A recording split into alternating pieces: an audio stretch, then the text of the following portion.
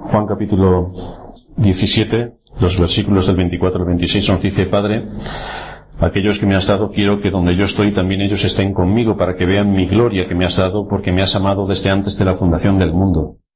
Padre justo, el mundo no te ha conocido, pero yo te he conocido, y estos han conocido que tú me enviaste, y les he dado a conocer tu nombre, y lo daré a conocer aún, para que el amor con que me has amado esté en ellos y yo en ellos.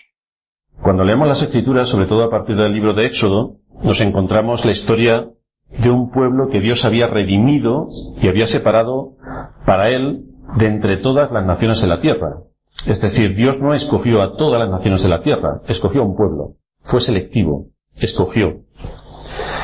Allí podemos ver que poco después de ser liberados de la esclavitud de Egipto, después de ser constituidos como nación, el Señor les dio leyes para organizarse, y encontramos el cuerpo de leyes que se dividen en tres: las leyes civiles que Dios les dio para que se rigieran como un pueblo civil, como una nación; las leyes ceremoniales que tienen que ver con su culto a Dios; y las leyes morales, o los 10 mandamientos, que son los que rigen para todos los hombres de todas las épocas, sea donde sea que vivan. Dios no les dejó tampoco sin guía para aplicar sus mandamientos, sus mandatos y sus ordenanzas, sino que Dios mismo determinó ciertos oficios para ciertos hombres que pudieran guiar, dirigir y alentar a su pueblo. Y así vemos en el libro de Éxodo, cuando Dios dio sus mandatos precisos para hacer el tabernáculo, lo hizo de una manera precisa. Dios también constituyó un oficio concreto y llamó a hombres determinados para ejercer el oficio. Y ese oficio fue el de sacerdotes. No cualquiera podía actuar como un sacerdote. Dios definió exactamente el oficio y Dios llamó con precisión a aquellos que iban a ejercer en el oficio.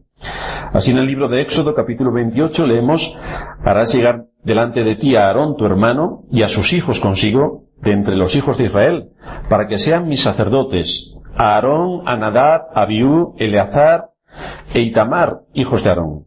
Y harás vestiduras sagradas a Aarón, tu hermano, para honra y hermosura. Por lo tanto, lo que vemos es que no todo el mundo podía entrar en el tabernáculo, no todo el mundo podía relacionarse con Dios, porque Dios es un Dios santo, mientras que el hombre, como todos sabemos, está contaminado y podrido por el pecado. De manera que Dios constituyó un oficio, el de sacerdotes, el oficio sacerdotal, para que a través de los sacerdotes el pueblo pudiera adorar a Dios y pudiera mantener una comunión con Dios, tratando todas las consecuencias que se derivan del pecado. El hombre por sí mismo no podía presentarse delante de Dios, necesitaba un mediador, y este mediador en el antiguo pacto lo encontramos en los sacerdotes. Pero además de los sacerdotes, vemos otros hombres que también Dios puso a gestionar y dirigir a su pueblo. Y entre ellos encontramos a los profetas.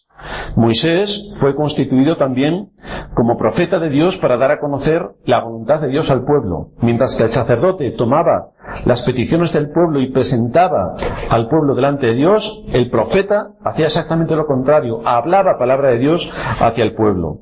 Moisés es considerado también profeta. En Deuteronomio capítulo 18, versículo 15 nos dice: profeta de en medio de ti y de tus hermanos como yo, te levantará Jehová tu Dios, a él oiréis. Moisés se está reconociendo como profeta, pero dice: a mí no me debéis mirar al profeta que vendrá después, el cual evidentemente es la persona de Cristo. Sin embargo, en los tiempos antiguos, cuando las Sagradas Escrituras no estaban acabadas, Dios tenía que hablar a través de los profetas. No tenían las Escrituras como nosotros las tenemos hoy, donde toda la voluntad de Dios revelada ya nos ha sido dada y ya no nos hacen falta profetas que nos hablen en nombre de Dios, puesto que Dios mismo nos ha hablado por medio de las Sagradas Escrituras. No necesitamos profetas. En el libro de Jueces, el capítulo 6, vemos allí cómo los profetas tenían la responsabilidad de hablar la palabra de Dios al pueblo.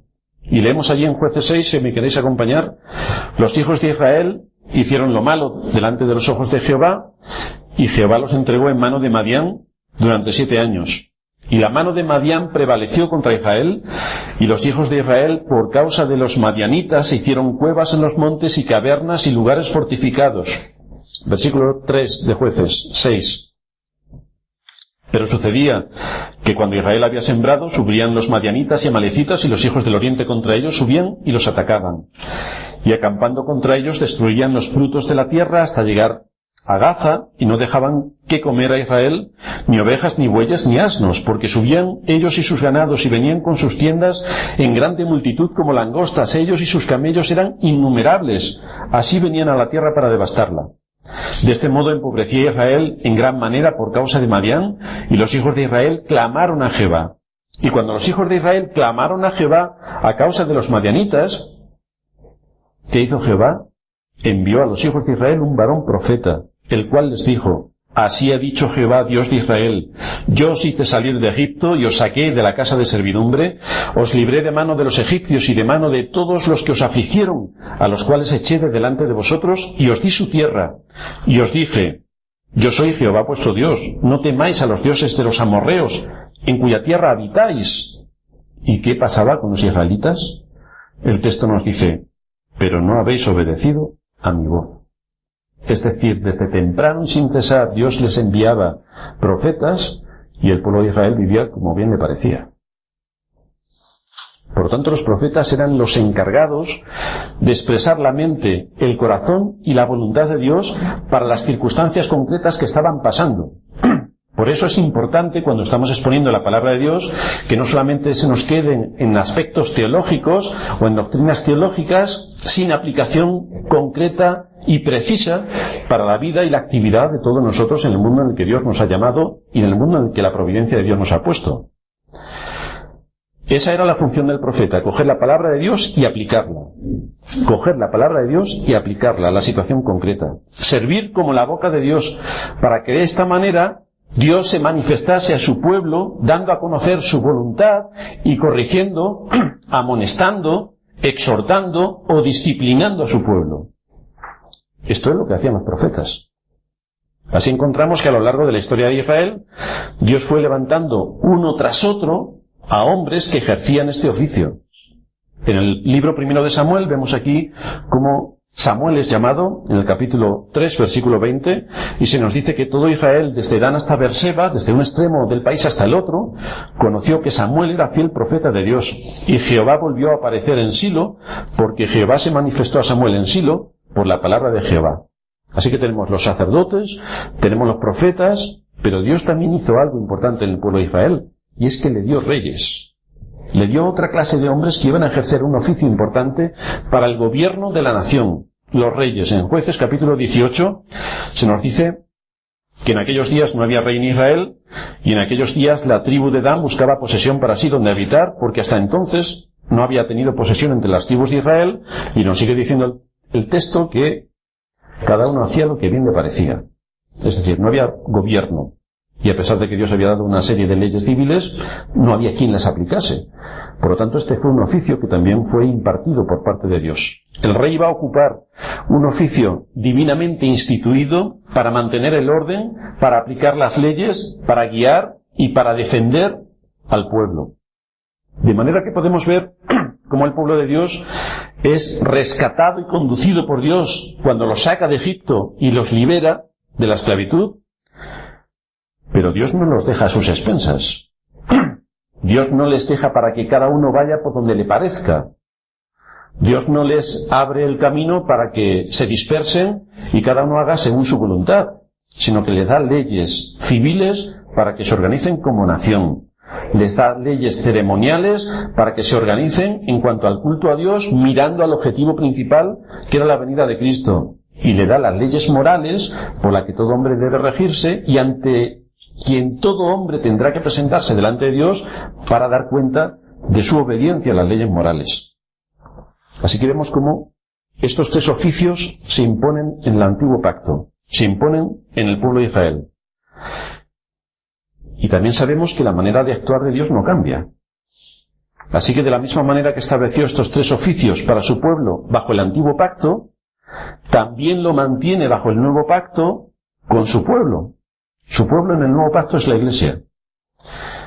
Y como Iglesia necesitamos estos tres oficios: el oficio de sacerdote, que nos es imprescindible, el oficio de profeta, que nos es sumamente necesario, y el oficio de rey, porque implica el gobierno de la Iglesia, cómo tiene que ser gobernada. Y Dios ha provisto todo esto de una manera perfecta y completa en la persona de Cristo. En la persona de Cristo se reúnen estos tres oficios que antes estaban en el antiguo pacto. Así que podemos ver a Cristo ahora como sacerdote, como profeta y como rey. Pero de una manera perfecta. No como los antiguos sacerdotes, los antiguos profetas, los antiguos reyes que tenían que cargar con sus pecados y tenían que cargar con toda la corrupción innata que hay en el hombre. En Cristo encontramos ahora el perfecto sacerdote, encontramos el perfecto profeta y encontramos el perfecto rey. Todos los que fueron anteriormente eran una sombra que miraban al cumplimiento perfecto de estos tres oficios en la persona de Cristo. De manera que la Iglesia no solamente ahora no puede prescindir de estos oficios, sino que los necesita para poder cumplir su ministerio y para poder cumplir su propósito. Necesitamos a Cristo como sacerdote, como profeta y como rey. En esta oración de nuestro Señor, del capítulo 17 de Juan, nos encontramos a Cristo en su papel de sacerdote. Está orando por su pueblo, está intercediendo por su pueblo. Y fijaos las matizaciones que ha venido haciendo durante la oración y que hemos visto en sermones pasados, que no ora por todo el mundo. El sacerdote de Israel no era sacerdote para todo el mundo, era para el pueblo de Israel. Y el oficio de Cristo no es sumo sacerdote para todo el mundo, es sumo sacerdote para su pueblo, únicamente para su pueblo y exclusivamente para su pueblo. No ora por todo el mundo, sino por los que me diste, dice el Señor.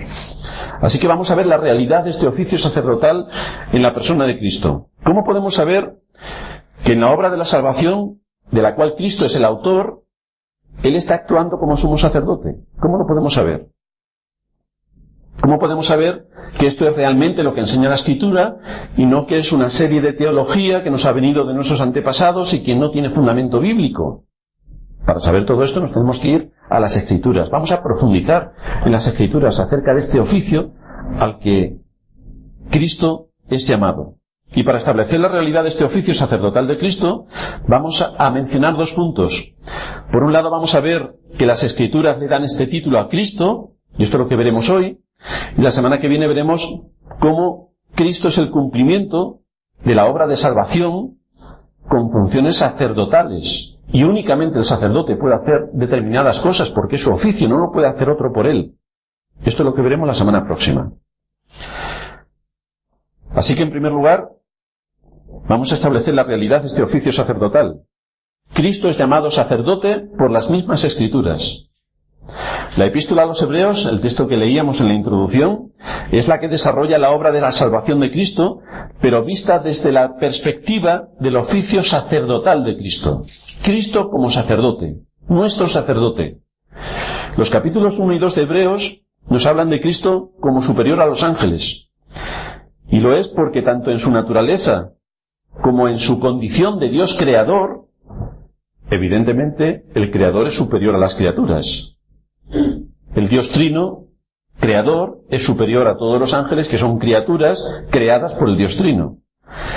Pero luego a partir del versículo 9 del capítulo 2 comienza a hablar de la naturaleza humana de Cristo. El Dios eterno se encarnó. El Dios eterno, ante quien los ángeles cubren sus rostros, se encarnó.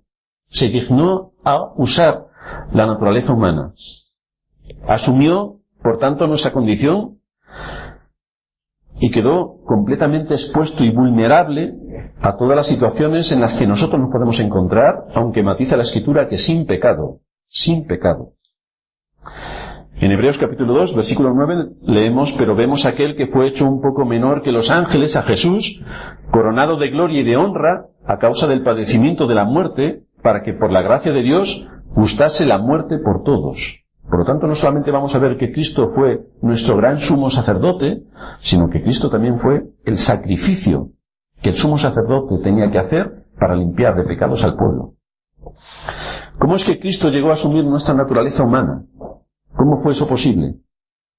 ¿Cómo es que el Hijo de Dios, ante quien los ángeles cubren sus rostros, quien gobierna sobre todo lo creado, quien fundó la tierra con la palabra de su poder, quien creó el universo, se hace hombre? Esto es realmente inimaginable para la mente humana. Cuando empezamos a analizar el universo, nos perdemos ante la vasta extensión de los datos que empiezan a darnos los millones de galaxias que hay, los miles y millones de soles que hay en las galaxias y el terrible y enorme universo que nos envuelve. ¿Cómo es que el Dios que creó el universo se hace hombre? Aquí tenemos una de las pruebas contundentes del amor de Dios. Porque Cristo se hace hombre a fin de llegar, según nos dice el libro de Hebreos, a fin de llegar a ser misericordioso y fiel sumo sacerdote, a fin de ser completamente sensible a nuestra condición. Él tomó nuestra naturaleza en todo, pero sin pecado, con el objetivo de unirse a su pueblo en la condición en la que su pueblo se encontraba. En el libro de Hebreos, capítulo 2, versículo 14, nos dice que así, por cuanto los hijos participaron de carne y sangre, él también participó de lo mismo para destruir por medio de la muerte al que tenía el imperio de la muerte, esto es, al diablo. Una guerra colosal, que nosotros muchas veces no somos capaces de apreciar en toda su dimensión todo lo que se tuvo que llevar a cabo para la salvación del pecador. No se nos dice que Cristo sea algo así como un sacerdote, no. No se nos dice que Cristo puede tener una función parecida al del sacerdote, o que se hace referencia a alguna figura legendaria para que tengamos una idea de lo que Cristo puede ser, o pudiera ser. Y luego nos compara esa idea para que comprendamos mejor lo que es y lo que hace Cristo. No. Cristo es llamado el sumo sacerdote y designado con este oficio de una manera precisa y muy definida. Hebreos capítulo 3 nos dice: por tanto, hermanos santos, participantes del llamamiento celestial, considerad al apóstol y sumo sacerdote de nuestra profesión, Cristo Jesús. Él es el sumo sacerdote. Él ha sido designado por Dios para este propósito. Y esto es algo que Cristo cumple perfectamente. Su papel, su oficio de sumo sacerdote. En Hebreos 4:14 nos dice allí el escritor de esta carta: por tanto, teniendo un gran sumo sacerdote que traspasó los cielos, Jesús, el Hijo de Dios, retengamos nuestra profesión, porque no tenemos un sumo sacerdote que no pueda compadecerse de nuestras debilidades, sino uno que fue tentado en todo según nuestra semejanza, pero sin pecado.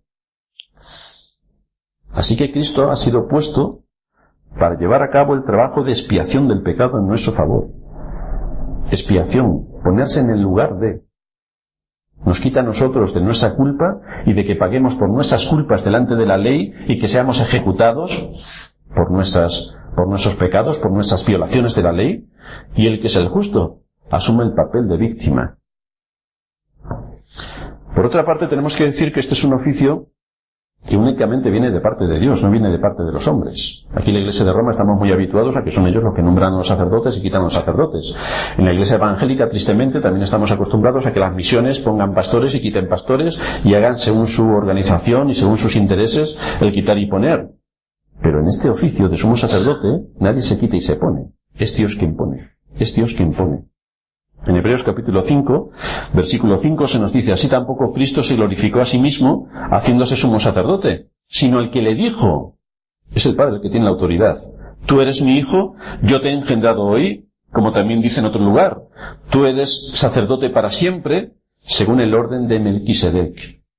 De manera que en todos estos textos nos encontramos a Cristo como el verdadero y único sumo sacerdote para llevar a cabo la obra de redención. Nadie más puede llevar a cabo la obra de redención. Nadie. Nadie. Ni los sacerdotes humanos de la Iglesia de Roma, ni los sacerdotes que vivieron antiguamente, ni ninguna otra persona puede ponerse para llevar a cabo y cumplir con este propósito de redimir al pueblo de Dios. En segundo lugar, tenemos que decir que la Escritura describe a Cristo realizando la obra y el oficio de sacerdote. No solamente nos encontramos con que la Escritura le da este oficio, sino también con el hecho de que Cristo ejerce el oficio, lo ejerce perfectamente. Uno de los grandes argumentos de la carta a los Hebreos es demostrarnos la superioridad del nuevo pacto respecto al antiguo pacto. Las bendiciones de todo lo que Dios hizo a través de Cristo para los creyentes y todo lo que Dios nos concede ahora bajo el nuevo pacto, ¿de qué manera es superior al pueblo de Dios, al antiguo pacto que tenía el pueblo de Dios en la antigüedad? Y una de las cosas más sublimes que tenemos y que encontramos es la persona de Cristo y el oficio que Cristo lleva a cabo por medio de su sacerdocio. Dice Hebreos 7:28, porque la ley constituye sumos sacerdotes a débiles hombres, pero la palabra del juramento posterior a la ley constituye al Hijo hecho perfecto para siempre. ¿Por qué dice esto? porque los sumos sacerdotes de linaje humano no eran perfectos. Cuando ellos entraban en el día de la expiación una vez al año al lugar santísimo, tenían que ofrendar primero por sus pecados y hacer expiación por sus pecados y después por los de todo el pueblo. Pero en Cristo no encontramos que esto ocurra. Cristo abrió el camino directamente para que el hombre, el creyente, tenga acceso directo al trono de la gracia. Así que ahora tenemos un sacerdote que es perfecto para siempre. Hebreos capítulo 7, versículo 26. Porque tal sumo sacerdote nos convenía, santo, inocente, sin mancha, apartado de los pecadores y hecho más sublime que los cielos, que no tiene necesidad cada día, como aquellos sumos sacerdotes del antiguo pacto, de ofrecer primero sacrificios por sus propios pecados y luego por los del pueblo. Porque Cristo hizo esto una vez para siempre, ofreciéndose a sí mismo. Con su sacrificio hizo perfectos para siempre los santificados. No había todos los años que volver y volver y volver y volver y volver, que es lo que hace también la Iglesia de Roma. Todos los domingos la misa implica sacrificio, y sacrifican todos los domingos sacrificando en todos los lugares del mundo donde hay una Iglesia de Roma. Cuando la Escritura explícitamente está enseñando que Cristo de una sola vez hizo perfectos para siempre a los santificados. No hay nadie más que pueda hacer un sacrificio por el pecado. Y ya hemos visto todo lo que implica la santificación y cómo Dios nos santifica. Ya lo hemos visto en sermones pasados. Por lo tanto, Cristo hizo esta obra perfecta para su pueblo, los santificados. Desde el capítulo 7 al 10 de Hebreos se dedica allí el autor a detallar la superioridad del sacerdocio de Cristo bajo el nuevo pacto respecto al antiguo pacto que encontramos iniciado por Aarón. Y lo hace contrastando un pacto con otro. Así en Hebreos 9, si me queréis acompañar, habla de cómo era el templo, cómo eran los sacerdotes con sus distintas actividades bajo el antiguo pacto, y después de detallarnos el culto, el lugar de culto y cómo se hacían todas aquellas cosas, nos va a hacer algunas observaciones sobre el propósito del culto. Leemos en Hebreos 9, versículo 6. Así dispuestas estas cosas, en la primera parte del tabernáculo entran los sacerdotes continuamente para cumplir los oficios del culto. Pero en la segunda parte, solo el sumo sacerdote una vez al año, no sin sangre, la cual ofrece por sí mismo y por los pecados e ignorancia del pueblo, dando el Espíritu Santo a entender con esto que aún no se había manifestado el camino al lugar santísimo, entre tanto que la primera parte del tabernáculo estuviese en pie, lo cual es símbolo para el tiempo presente, según el cual se presentan ofrendas y sacrificios que no pueden hacer perfecto en cuanto a la conciencia al que practica este culto, porque consiste sólo de comidas, bebidas, diversas abluciones y ordenanzas acerca de la carne, impuestas hasta el tiempo de reformar las cosas. ¿Qué nos está diciendo? Que toda la ley ceremonial estaba puesta para que se aprendiese y se mirase, porque eran símbolos, hacia una verdad mayor, hacia lo que Cristo trajo consigo, cuando Dios le nombró también sumo sacerdote. Y a partir de ahí empieza a exponernos la realidad que trajo Cristo frente a los símbolos y las sombras de la ley ceremonial. Versículo 11 de este capítulo 9. Pero estando ya presente Cristo, esto es lo que teníamos antes, todo lo que estaba bajo el antiguo pacto, todas las actividades, ceremonias y todo lo que regulaba el antiguo pacto. Pero estando ya presente Cristo, que es sumo sacerdote de los bienes venideros, por el más amplio y más perfecto tabernáculo, no hecho de manos, es decir, no de esta creación, y no por sangre de machos cabríos ni de becerros, es decir, no había que traer más animales al sacrificio, sino por su propia sangre, entró una vez para siempre en el lugar santísimo, habiendo obtenido eterna redención.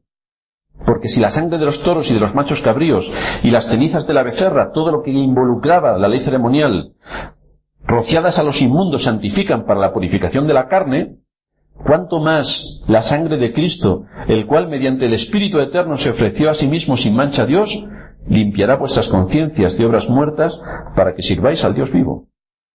Así que vemos a Cristo ejerciendo su oficio de sacerdote y ejerciendo también su papel de víctima. Es digno de notar cómo para hablar de la obra de salvación de Cristo se le describe como ejerciendo su función de sacerdote estando en el tabernáculo, que es lo que nos dicen los versículos 11 y 12 del texto que hemos leído, para ofrecer los sacrificios de sangre. Ofrecer sacrificios de sangre, porque ese era precisamente el medio establecido por Dios para llevar a cabo la salvación. Y el derramamiento de sangre únicamente lo puede llevar a cabo el sacerdote, nadie más. Solo el sacerdote está designado y nombrado con el propósito de degollar a los animales para que la sangre derramada implique, simbolice la pérdida de la vida. La pérdida de la vida, que ese animal que ha sido sacrificado está asumiendo el pecado de aquel que ofrenda y pagando con su vida el pecado del que va a hacer la ofrenda, del pecador.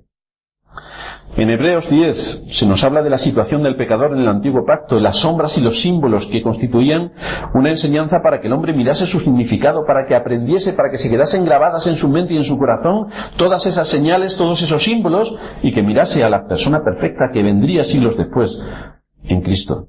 Hebreos 10 empieza diciendo, porque la ley, teniendo la sombra de los bienes venideros, ojo que la ley aquí no se refiere a la ley moral, por lo cual muchos dicen esto es la del antiguo pacto y en el nuevo pacto ya no hay ley, somos todo amor. Esto no es lo que está diciendo, se refiere a la ley ceremonial. La ley, teniendo la sombra de los bienes venideros, no la imagen misma de las cosas, nunca puede, por los mismos sacrificios que se ofrecen continuamente cada año, hacer perfectos a los que se acercan. De otra manera cesarían de ofrecerse, pues los que tributan este culto limpios una vez no tendrían ya más conciencia de pecado. Pero en estos sacrificios cada año se hace memoria de los pecados, porque la sangre de los toros y de los machos cabríos no puede quitar los pecados. Nuevamente, está ilustrándonos con estos símbolos para decirnos, si la sangre de los animales que era derramada no limpian los pecados, ¿hacia dónde tenemos que mirar? ¿Hacia dónde tenemos que ir? ¿Cuál es nuestro fundamento? ¿Cuál es nuestra esperanza? ¿Cuál es nuestra fe? ¿Cuál es nuestra salvación? Por muchos sacrificios que el hombre hiciera, eso no podía evitar ni eliminar la verdadera realidad que se encuentra en la naturaleza del hombre. Y es que estamos corrompidos, somos incapaces de cumplir la ley de Dios, somos incapaces de someternos a sus mandatos, somos incapaces de ver todo lo que tenemos en Cristo, somos incapaces. Así que por mucho que el sacerdote se esforzara, había aspectos de la redención que quedaban fuera de su competencia. No podía hacer el sacerdote nada, el sacerdote humano. Por eso se nos dice en Hebreos 10:11 que ciertamente todo sacerdote está día tras día ministrando y ofreciendo muchas veces los mismos sacrificios y no puede quitar el pecado. No puede quitar el pecado. El sacerdote del antiguo pacto era una sombra de una realidad mayor. Cristo era la realidad y hacia él miraban todas aquellas ceremonias que desde tiempos antiguos, desde Abel, se ofrecían para limpiar el pecado del hombre. Hebreos 10:12. Pero Cristo, esto es lo que hacían los antiguos, pero Cristo, habiendo ofrecido una vez para siempre un solo sacrificio por los pecados, se ha sentado a la diestra de Dios, de ahí en adelante esperando hasta que sus enemigos se han puesto por estrados de sus pies, porque con una sola ofrenda, repite, hizo perfectos para siempre a los santificados. Así que Cristo es el que asume ese oficio de mediador entre nosotros y Dios. Cristo es el que ejerce ese papel de sacerdote.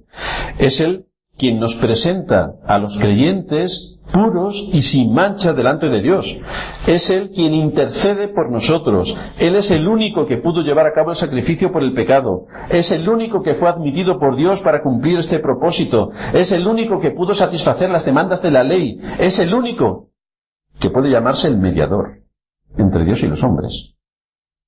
La Iglesia romana ha añadido, aparte del Redentor y el Mediador, la corredentora y la mediadora, una terrible blasfemia y estafa delante de las Escrituras, porque fue Cristo, el Dios encarnado, quien vino a cumplir esa misión. No hay ningún ser humano que se pueda poner a la altura de Cristo y de su obra de expiación para atribuirse méritos en la obra de la salvación, porque todos los méritos que el hombre pueda atribuirse o adquirir para otras personas es una blasfemia delante de Dios. Fue Cristo. Por eso cuando nosotros separamos en nuestra mente, y a veces se nos pasa este matiz, la función de Cristo como sacerdote, nuestro sacerdote, de su obra de redención que llevó a cabo por nosotros en la cruz, nos vamos a quedar con una visión muy pobre de la salvación que tenemos en Cristo, porque vamos a eliminar verdades y realidades que nos proporcionan consuelo y confianza para llegar delante de Dios y traer en oración nuestros pecados. Cristo no es nuestro sacerdote. ¿Y qué hace el sacerdote? Intercede por el pueblo. Por eso tenemos a Cristo, a quien intercede también por nosotros. Por eso en nuestras oraciones las hacemos en el nombre de Cristo. que es el único que puede presentarlas delante de Dios. Nosotros, que estábamos lejos, que éramos sus enemigos, hemos sido hechos cercanos y hemos sido llamados sus amigos. Y esto lo podemos hacer a través del sacrificio de Cristo. El sacerdote está delante de Dios hablando en el nombre del pueblo. Nosotros somos su pueblo, y esto es lo que hace Cristo, habla delante de Dios en nuestro nombre. Hebreos 4:14. Por tanto, teniendo un gran sumo sacerdote que traspasó los cielos, Jesús, el Hijo de Dios, retengamos nuestra profesión, porque no tenemos un sumo sacerdote que no pueda compadecerse de nuestras debilidades, sino uno que fue tentado en todo, según nuestra semejanza, pero sin pecado. Acerquémonos, pues, confiadamente al trono de la gracia para alcanzar misericordia y hallar gracia para el oportuno socorro. Este es el papel de Cristo, y este es el papel que es vital para nosotros, porque es por medio de Cristo que nos podemos acercar al trono de la gracia. Por medio de Cristo. Dice Hendriksen, qué palabras tan alentadoras. Son muchas las veces a lo largo de su epístola en que el escritor exhorta a sus lectores, pero en este versículo en particular, el escritor tiene una palabra especial para nosotros. En esta ocasión nos exhorta a los creyentes a rectificar nuestro modo de vivir, nos invita a ir a Dios en oración y nos insta a hacerlo con confianza. Es que Cristo ha abierto lo que antes era imposible que pudiera tener el pueblo de Israel. Al lugar santísimo no entraba nadie, salvo el sumo sacerdote una vez al año. Ya está. Y resulta que por medio de Cristo, nosotros podemos entrar al lugar santísimo todas las veces que queramos, tantas veces como nos sean necesarias, porque Cristo ha abierto ese camino para tener acceso directo a Dios. El verbo acercarse, acercaos al trono de la gracia, confiadamente. El verbo acercarse puede tener una referencia religiosa, porque se refiere en parte a los sacerdotes que en el antiguo pacto estaban acercándose a cumplir con sus responsabilidades, a traer sus sacrificios. Se acercaban a Dios para llevar sus sacrificios. Y esto es también a lo que nos insta el escritor a los hebreos, a que nos acerquemos a Dios con nuestros sacrificios espirituales. Acercaos confiadamente, pero acercaos trayendo lo que tenéis que traer. Ya hemos visto en nuestra serie de sermones sobre la iglesia local qué sacrificios espirituales tenemos que llevar. Acercaos con vuestros sacrificios confiadamente al trono de la gracia. Por eso en Hebreos 4:16 el escritor nos exhorta a que nos acerquemos con confianza, en oración con confianza, porque el único sacrificio que el creyente puede traer es un corazón contrito y humillado, al cual Dios no va a despreciar. Un corazón contrito y humillado. ¿Qué quiere decir la frase, acercaos al trono de la gracia? Pues el trono de la gracia es una referencia explícita a la persona de Cristo. El Señor está sentado a la diestra de Dios. El Señor ha recibido toda autoridad en los cielos y en la tierra. En este sentido, Cristo actúa como Rey. Pero la palabra gracia también apunta al sacerdocio de Cristo. Somos salvos por gracia. El pecador que viene al trono de la gracia, con arrepentimiento y con fe, encuentra que Cristo le perdona. Encuentra que Cristo le perdona. Además, se nos exhorta no solamente a venir confiadamente, no solamente a llegar al trono de la gracia, sino a hacerlo también con confianza, hacerlo confiadamente. ¿Qué quiere decir con sinceridad?